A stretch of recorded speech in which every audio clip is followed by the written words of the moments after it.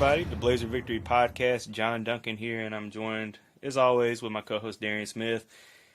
Darian, UAB falls 88-86 in Boca to FAU. What a game, man! I mean, you know, me and you were talking during the game. It's like if it just a couple things go the Blazers' way, I mean, this is very easily a different outcome. And if Janelle Davis doesn't go for 34 points, I mean, my goodness, dude, like this is a guy for FAU that is now averaging still under 10 points a game. Like, we had never really, like, when we scouted them, like, he really never even popped off on film. Right. And to come in and get 34 points, like, without him, UAB dominates this game. Yes, it was back-breaking. So, it's funny because we took on FAU's identity and they took on ours. And we're usually, like, more singularly focused with our scoring. Mm-hmm. And he was doing it by himself mostly all game. And we kind of got it done from everybody. Like, you know, Javion Davis came in, chipped in, was good. Jelly hit some. Ladarius Brewer. Then we got this one guy. He couldn't miss from three. Couldn't. He was doing this little patented stutter step, spin move, get back to the other shoulder. Kind of muscling. He muscled it up through KJ Buff. And I mean, we played good defense. We just let him get into a rhythm. This dude probably would never have a game like that in his life. But, you know, props to them. Like, they needed every single point that he was able to provide for them for this game. And he got some tough buckets. He was able to get some wide open ones in the beginning, but we made it tough on him down the stretch, and he came through. And guess what? He hit his free throws. Yeah. In the clutch. When they needed it most, he hit his free throws. We can't say the same. No, we can't. You know, and it's just missed opportunity, you know, opportunities for UAB tonight. You know, 12 of 18 free throws, just 66%. I mean, not god-awful, but still not great. But you look at FAU, 84% from the free throw line, 16 of 19.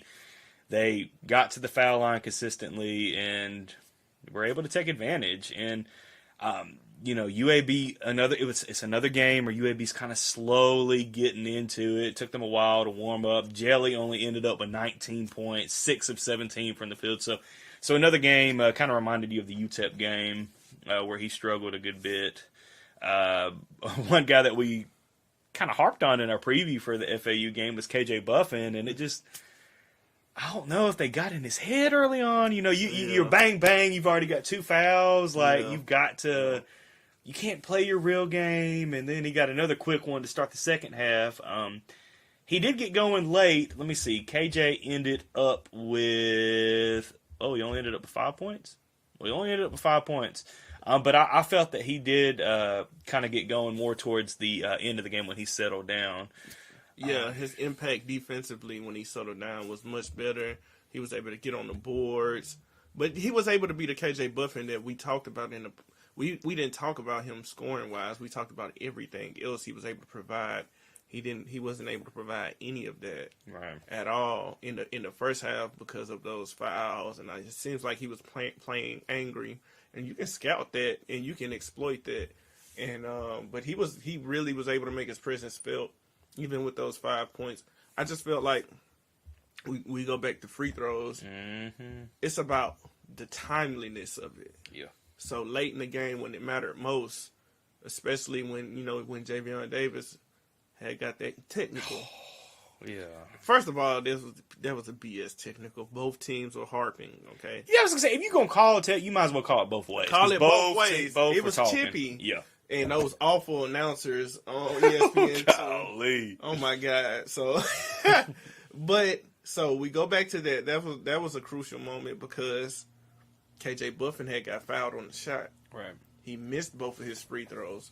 Michael Forrest for FAU came down, made both of his, got fouled again on a BS like jump stop. You know, he made and they went up 4.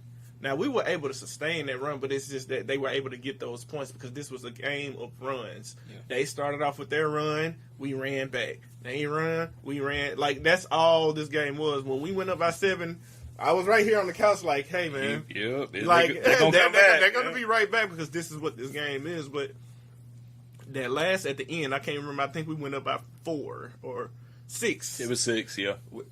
When Jelly hit that 3, I got excited then because I'm like, if we can play defense here, right? And that's when that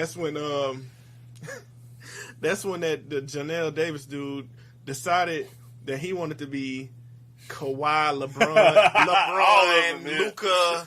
You know, like I'm like, come on, man. Like, dude, you do not play that well. Yeah. But honestly, I do wish we would have made some kind of defensive adjustments to where, you know, he was doing this. You knew what he was going to do when he was going to the paint. Yeah. Everybody kind of sag down and spray out and make somebody else beat you. I do feel like on that last play when he made that 2-pointer to go up by, I don't know if it was to go up by 2 or 4, but it was a tough shot. Javion Davis did come over and contested, and KJ Buffett, he just kind of threw it up and it went in. It's just that kind of night for him. I cannot say nothing better about KJ or Javion. They did what they were supposed to do. Right. It just went in, and you win some, you lose some. So, unfortunately, somebody had to lose that game, and it was us. Yeah, exactly. I mean, I think, you know, looking at this game and just watching all the Conference USA basketball that we've seen so far this season, as of now, these are the 2 best teams in Conference USA. And, you know, hell of a game between these two. These 2 teams are going to square off again in We're going to beat them in Bartow. Ain't no way Janelle Davis going to get 34 No, we're going to beat them in Bartow. And I feel like when we go to Bartow, we're going to beat them by 8 or 9, especially if Taven Lovin, especially I'm gonna preface it with this. Missed the layup. Dude. Yes, like I'm gonna preface it like we know what kind of player he really is. We know that he's an all-conference type of guy. Right. So it's kind of weird. You never know what somebody is going through mentally. It's got to be a mental thing. It's a mental like we know this dude. This dude is athletic, high flyer, and just to see him finishing the way that he's finishing. And then even on defense, he left a wide open 3. He got lost. He got lost, and it's kind of like. And I saw, I can't remember what player it was. They was kind of fussing at. I think it was Ladarius. Like, bro, come on, like what you doing? And I just wonder if he's pressing so much that he's just trying to get his game back. He didn't play at all the second half, and we really could have used him because Ladarius had 4. We had a couple guys in foul trouble.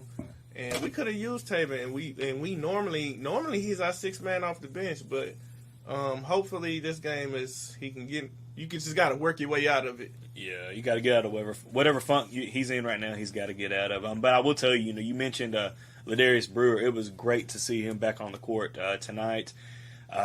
Perfect 3 of 3, spraying them. Yeah, from 3. 9 points. Just nothing but net on all 3 of them. Great to see him back.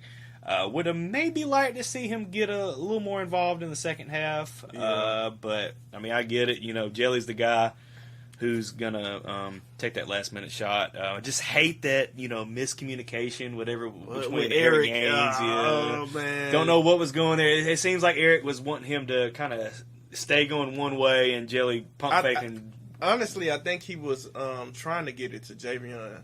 It might have been. Yeah, Javion was right there, and you see Javion was setting the screen for Jelly to come back around. Yeah. So Javion wasn't even looking, and I think Eric was just trying to throw it to Javion to reset, to get his dribble back alive. Right. But you gotta come on, man. It's the Like, it's the and last out of a possession. timeout, too. Like, Andy had called a timeout, and they had set it up. Like, you can't have that miscommunication on the last...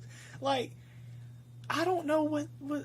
I mean, again, give all the credit in the world to FAU. I thought this was one hell of a game. Very entertaining. Hate that the Blazers came out on the wrong side.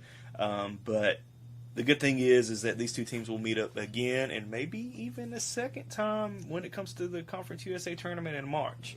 Now, FAU definitely has a leg up now. They're in first place.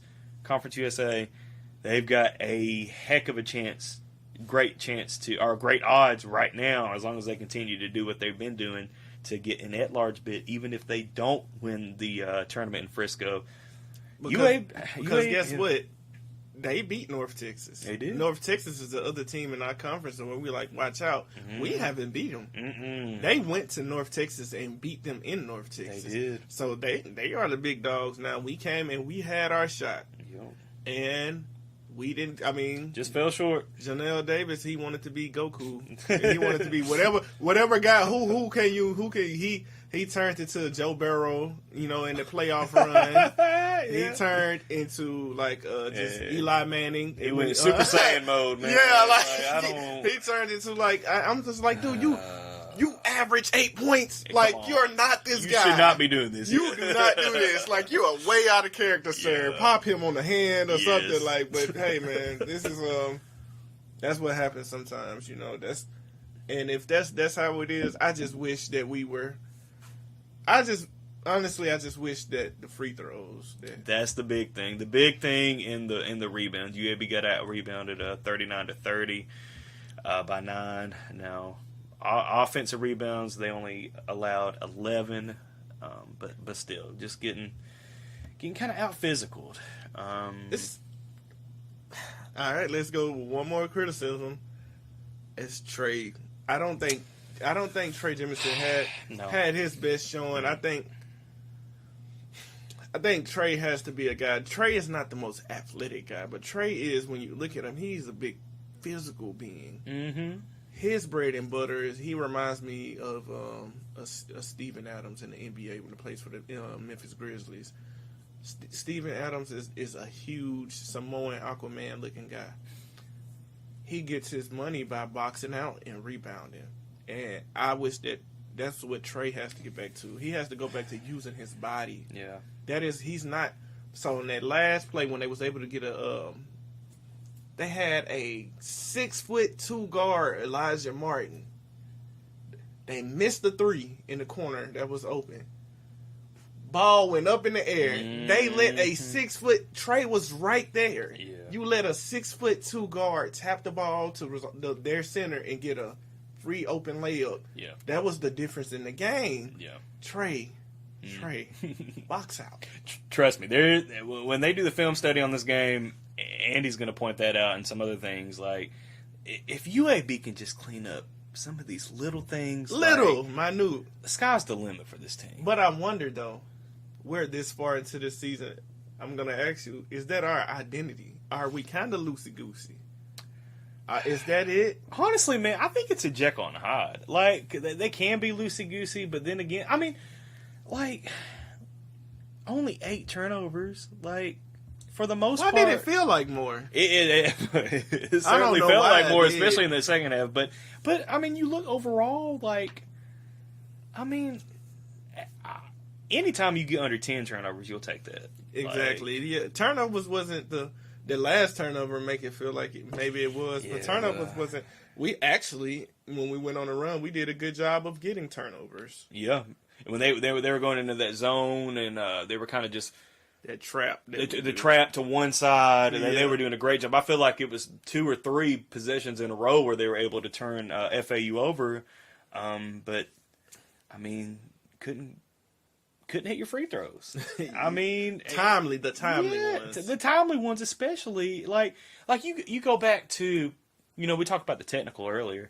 I kind of agree with you. If you're going to if you're a ref in that position, if you're going to call a technical foul on a player for mouthing off, you've got to call it on the other team too that's mouthing off just as much to Javion Davis. Mm-hmm.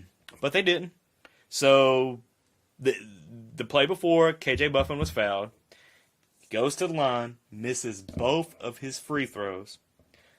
Then FAU turns around, and they hit both of their technical shots. And then got fouled again. And then, and made 2 more. See, that's the. And then we got fouled. Jelly Walker was the front end of a 1-and-1, and that's another thing. We missed 2 or 3 front end of 1-and-1. So people, you can look at it and say, "Oh, it's 12 for 18." But it really, we missed 2 or 3 front ends of 1-and-1s, and Jelly is usually automatic. Mm-hmm. And so that give us 2 of free throws back. Give us 3 of those, and that almost cost us against UTEP.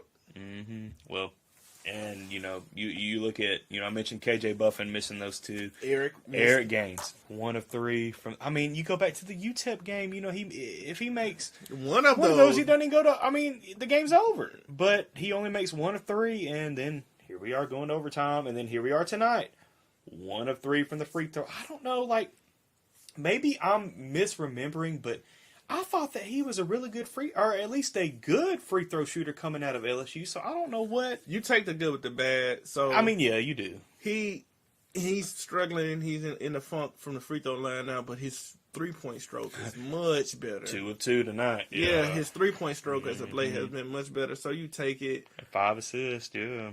One thing I realized, I think, when we sustained that first run from FAU, we really calmed down. And we got good basketball baskets. Like, it wasn't the frenetic Jelly Walker coming off a screen, step back. Sometimes we get caught up in that and we end up, Jelly starts pressing and he starts missing shots. And we come down and Eric could do something and miss shot. Sometimes we get into this identity of just pressing. And we called the timeout, we calmed down, and Javion Davis went to work on the block.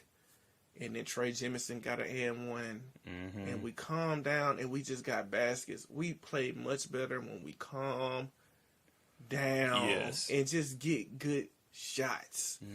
That's all we need to do sometimes. I don't like this. I don't know, man. It's like we get on drugs or something. I mean, it is loosey-goosey. Like, when I don't know. We gotta calm down. Just you're not gonna win the game, on one shot. I mean, if you've got 10 minutes left in the game, and here you are you're getting stressed out, and just chunking up bad passes or bad shots. No, you just need to settle down. There's a lot of game left. Another thing that was disappointing was that our transition offense. Yeah, you remember at one point we went on these runs and we were just trying to score in transition because I get it. FAU is a smaller team, so they're quicker to get back. Yeah, but I would think that we could take advantage and we were more athletic. But that's when Taven Lovin, he kind of just threw up a little shot in transition. And UAB's gonna need Lovin to get going. We're gonna need him in transition. That is his bread and butter. He's a guy that's physical, that finishes through contact. He can get and-1, scream in your face. He can dunk. When I kind of saw him one-on-one with a smaller guy that was 6'1", he kind of just threw it up under the rim, Then I know Eric Gaines had a couple in transition that was kind of just getting blocked. And I'm just what are we doing in transition offense? But, I guess this was a game that we probably needed to slow it down a little bit more. And I think we're going to learn a lot from this game. And when they come back to Bartow, I think we're going to win by at least 7 points. That's my prediction. I'm confident in that. I hope because the dude ain't finna go out for 30. Oh, 34, there's no way. Points. I'd bet good money that's not gonna happen. Probably ever again for that dude, but especially not against the same team twice. This dude gonna be talking about this game. Oh, he's gonna be. He gonna tell his grandkids later on. He's gonna be 47.